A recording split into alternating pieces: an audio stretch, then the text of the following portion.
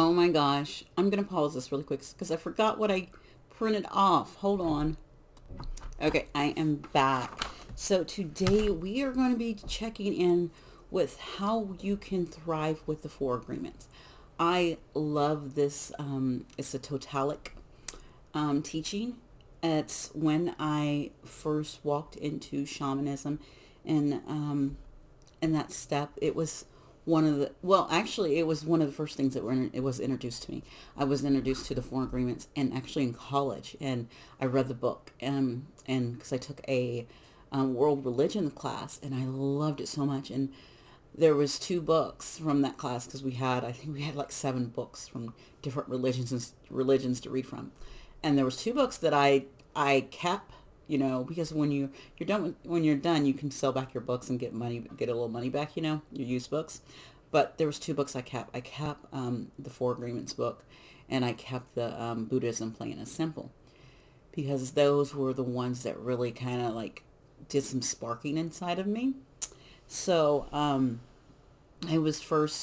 first came to the Four Agreements then, and then I went through some ups and downs, and then boom, as I got this big spiritual awakening, and it's like, I'm here, I ain't going nowhere, I'm stepping into my power, I know who I am. The Four Agreements came back. It came back to me, and it is, and actually the author of it, actually, you know what? When I went looking for my book, I could not find it, so I'm going to have to order another one.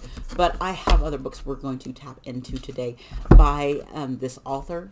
It's these are the cards, actually. This is Don Miguel Ruiz. Um, so we are going to pull some cards about the Four Agreements. We are going to look at his other book that I've read of his. Well, this is actually Junior. Yeah, this is from his other son. This is from Junior, The Mastery of Self. Um, then we're also going to look at the Wisdom of the Shamans, and we also have the Medicine Bag. So, of course, all of these, and of course, these are sons. These are two different sons. This is Don and Don Jr., and then also Don Jose is Don Miguel Jr., and then Don Jose is also an author.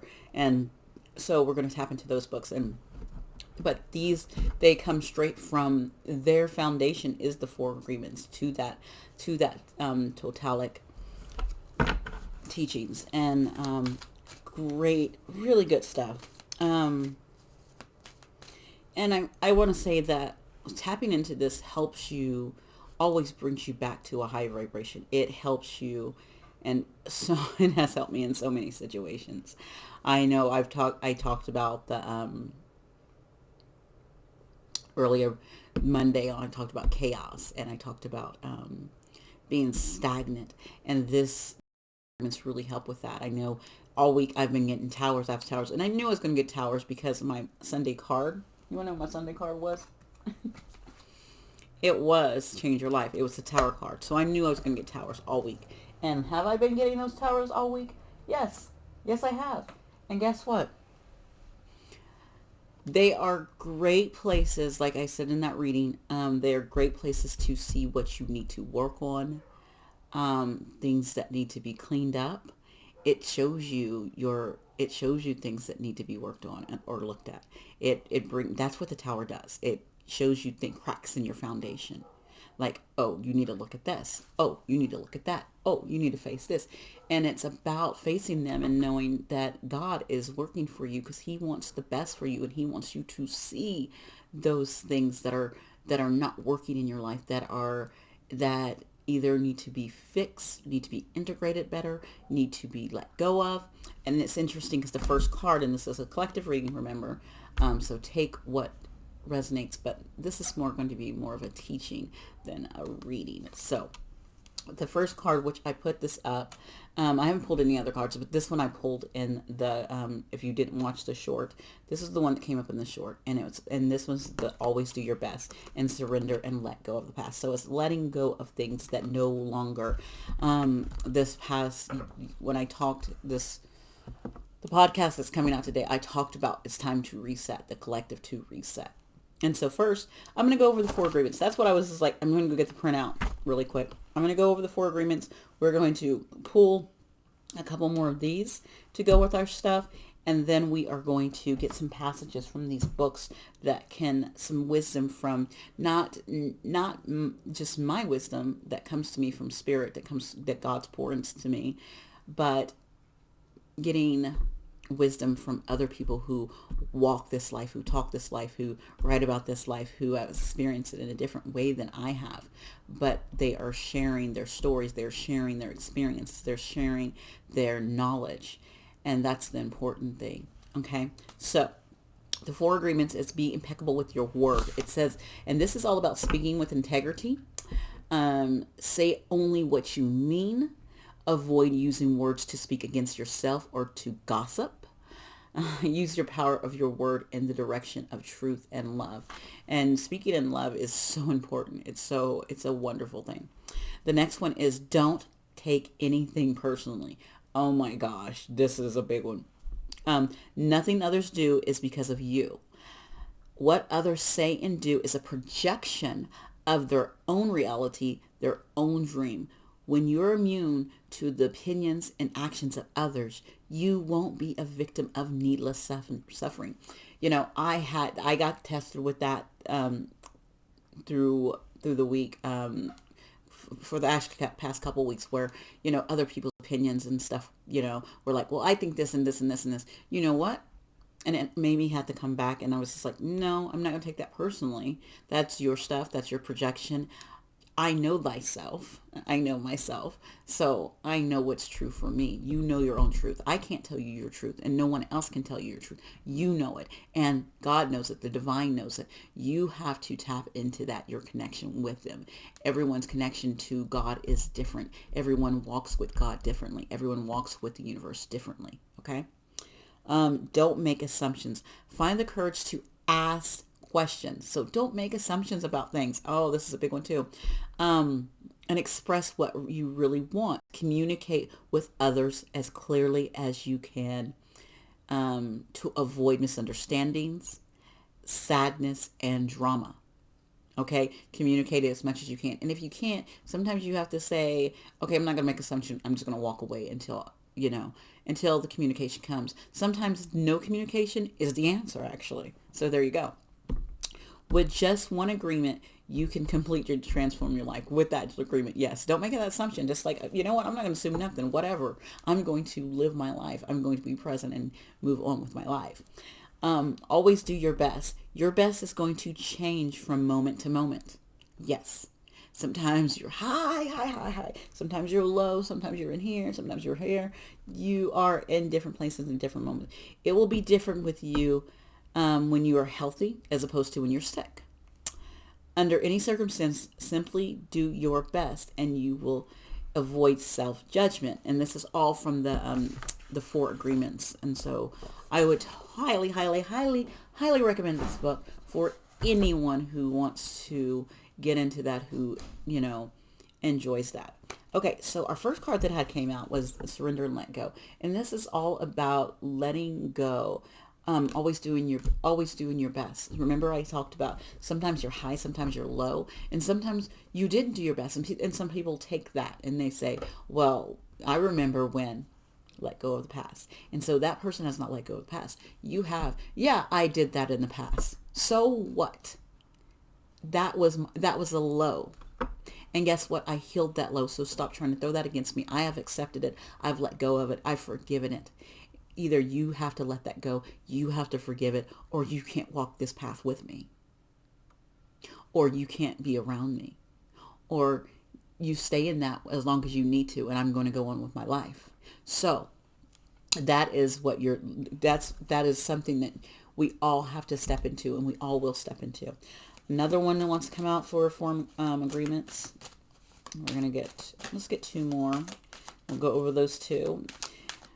If we get a repeat, that means that's a high message. Okay, we got 2. I love it. Be impeccable with your word. Cultivate faith. To have great faith is to have great power. Because your intent, your will is undivided.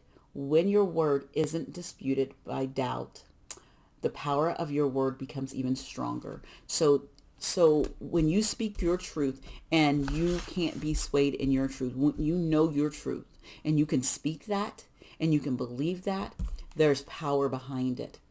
And it can't be divided. Okay? And the word is very strong, and we know that the word is very strong. Your word can be a sword. Your words can be uplifting. Your words can be so many. Hold on. I'm back. So, that was a tower that happened yesterday. The tower's continuing on today, so I had to take that call.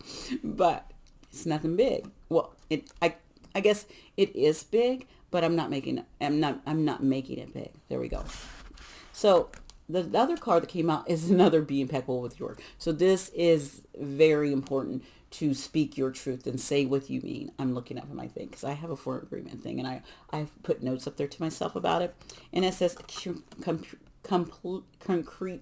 Oh my God, I can't speak. Create a beautiful dream.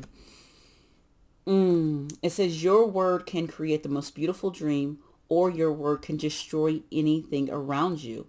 Impeccability of your word only creates beauty, love, and heaven on earth. Again, remember I talked about your word can be a sword to destroy, or your word can be uplifting, and it can be loving and kind. So again, create a beautiful dream. So we are all, that one thing, I've read, and it speaks a lot with the teachings and the four agreements and the totalic, is that they teach this, is that we all have our own personal dream, but everyone has a dream. So I have my dream, my kids have their dream, my neighbors have their dreams, their friends, your family, your enemies, they all have their dreams. Everyone has their dreams. So collectively, the dreams is the state we are in right now. Okay. And so the division in our world right now is because we have so much hate and negativity and fear in the collective. So it is in this place where this energy is coming from, why we're feeling this. That's our collective dream. Now, if I'm coming out with an individual dream if I'm walking in love, if I'm constantly walking in love, I'm going to keep vibrating that. I'm going to vibrate love, I'm going to vibrate love. And if I can get my kids to vibrate love, they can put that into the collective as well. And if you can get your friends to do that, we would have a better harmony. We would have a better union in this world, in our country, in our state, in our town, in your household. So it starts in the household. So what is going on in your household setting? Is there harmony? Is the dreams on the same page? This is why it's so important to, when you are in a partnership, when you have kids, or when you have any of those things, it's important to, what do they call it? They call it, cut from the same yoke. It means that you and that person are equally yoked. So when you're with someone who's equally yoked, and you guys can, you work well together, and you and your partner see eye to eye, and there's no clashing, then your household flourishes. When there is different dreams and they're so off, then you start getting the clashing and the things going on in your household. That's why a lot of things start at home, and then as you spread out, you have neighborhoods, and you have your work environment, right? You have your extended family, all of those. And so, no, you don't have to, believe in the same things. No, but you do have to believe in treating each other with love and respect. That's the big difference. No, I don't have to have the same belief as you. No, I don't have to wear that same color as you. No, I don't like to have to like straight hair, or be into 80s music or something like that, all of those things, because they come up. But it's about loving and respecting and finding kindness for someone else, and not trying to bring gossip and hate and using your tongue from negativity and crap, pretty much crap. So now we know about those 4 agreements. We're going to get some beautiful wisdom from 4 of the books. There's more books, let me tell you. And I don't know where my 4 agreement books are. I always try to buy one of their books, like every once in a while. Because again, I've only been back into this path for the past, what has it been? 3 years, three or 4 years. So, and like each year or so, I try to buy one of their books and tap into that information, and tap into something new, or to feed my soul, to feed my knowledge, to grow and to thrive. Because I'm always, even though I teach and I give out to others what I've learned, I still want to take in and be that student as well. So we're going to take something from the Mastery of Self. We're just going to open up the page and see where we're going to read. We're going, we got on this, breaking the cycle of automatic. Oh, I like that.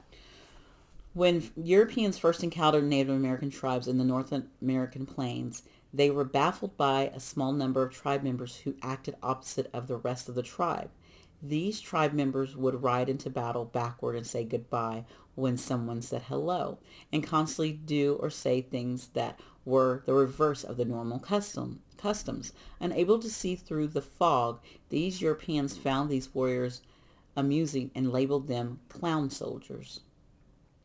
But when these Europeans failed to realize that these warriors weren't undertaking these actions to entertain anyone, instead they served a very special, even shamanic role in the tribe. Modern scholars appropriately refer to them as contrary warriors rather than clowns.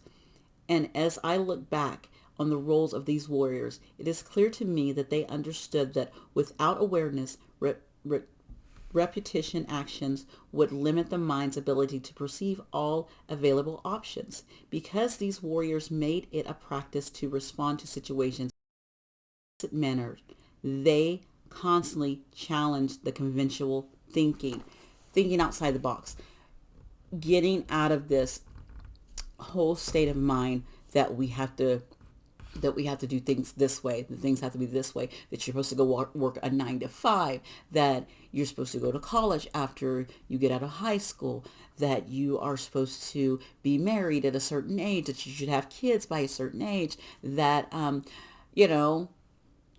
that your household won't be successful if the mother's working outside of the home, or any other parents are, if there's all kinds of stuff. Getting rid of conventional thinking that to be connected to God, that you have to go to church every Sunday, that you can only find God in the church. I said it. You don't have to find God in the church. You can find God right here. You can sit down and find him and sit with him yourself. You get to have that personal relationship with the universe. You get to have a personal relationship with yourself. Thinking other things. I am not a medical professional. I'm not a priest. But again, conventional thinking about Western medicine. Eastern medicine was around just before Western medicine, and it worked. So why do we don't take some of those things that were used before? And it doesn't mean you don't use Western medicine. It's stop overusing medicine. Like we overused of opioids, and now people have these addictions to pain medication. We all remember penicillin got overused, and then they were like, you know what, we need to stop using penicillin so much because people started getting, build up this immunity to them, and then you had to get, you had to get stronger medications for it. right? So instead of running to Western medicine right away for certain things, some things can be healed naturally. Some like a common cold, like old remedies like honey and tea and herbs. I'm not saying I'm a medical profession. If you have some medical emergency or all of that, go deal with that. But I'm saying there are other ways to look at things. You don't have to stay in a conventional way. You don't always have to be that. You don't always have to, you don't have to always eat meat. You can be a vegetarian. You can be a vegan and have a healthy lifestyle. There is also ways of doing things. Okay? That's what I got from that. Next, we got the wisdom of the shamans.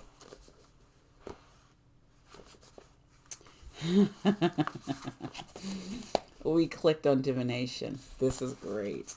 Another tool that is often talked about in the shamanic circles is divination, or the ability to access what we think of as the future.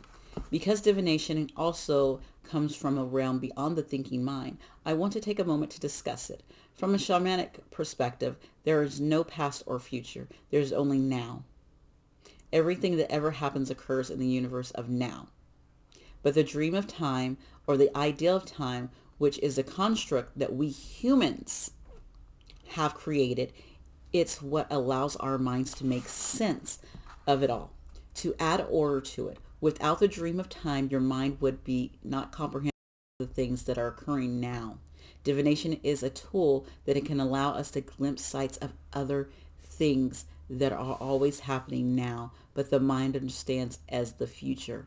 Accessing these other events that appear to be in the future is the principle behind divination. It's the principle behind divination. But so I'm thinking about God when I was reading it, I thought strictly from God's point of view. From God's point of view, God has no concept of time. We humans made the concept of time. He just sees all, right? The universe just sees all. So if you're trying to look at something else and trying to see something else, you're trying to when I'm coming to the point of people saying divination is evil, you're just trying to be closer to God, and using your gifts that God has given you.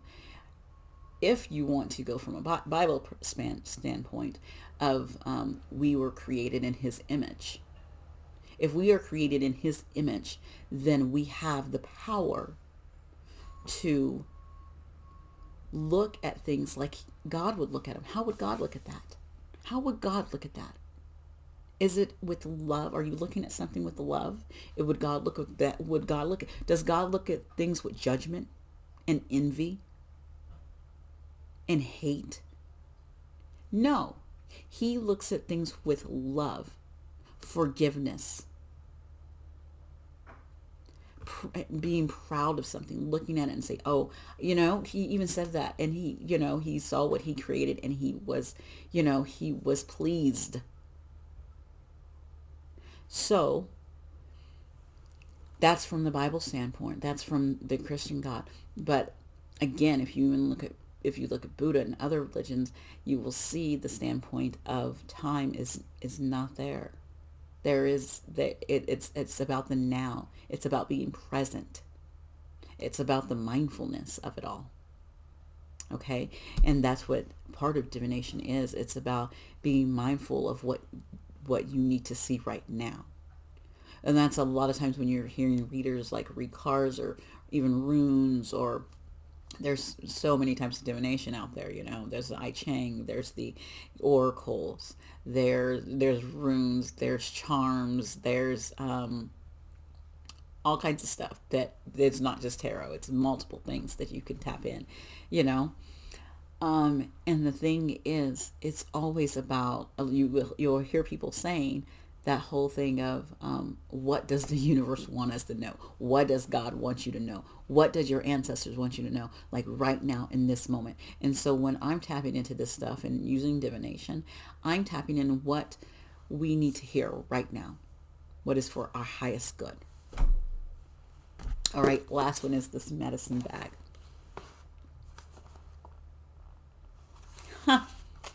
I love it. Okay, it's finding your spirit animal. This is interesting because last week on my podcast I talked about connecting spirit animals to different lower gods and stuff, like goddesses and gods. Okay. Prepare and gather a pen and a journal. To begin this practice, settle into a quiet place and do a silent meditation for at least 5 minutes, but more if you feel moved. Quiet the mind and focus on the breath during the period, settling down from the constant motion of the world. When you feel calm and relaxed, read the following prayer or mantra out loud. Animal spirits, allies and guides, friends of feather, fur, and claw, I open my heart and seek your wisdom. Teachers of the living world, you are welcome here. Okay, this is all about you calling on. Right now, I think that if you connect to a spirit guide, if you've been thinking about the spirit guide, this is just to me, and I'm getting chills as I talk about it. This is just a confirmation to me to give to you that it is time for you to call upon your spirit animals, to let them come in and bring them in, and sitting down with the prayer. I know when I connected with spirit animals, I did, there is a lot of different people who do YouTube videos, and they will do that connection where you can call in a guide. You can specifically say, I'm wanting to call in that animal spirit. But this one is saying, just sitting for 5 minutes. I can't even find the page. Dang it, I messed it up. Sitting for 5 minutes and calling out to that. Now, if you want to get this book yourself, and look at that here. It's this one, in the Medicine Bag by Don Jose. Okay. So there's all the books that I just read from. We got the Medicine Bag right here.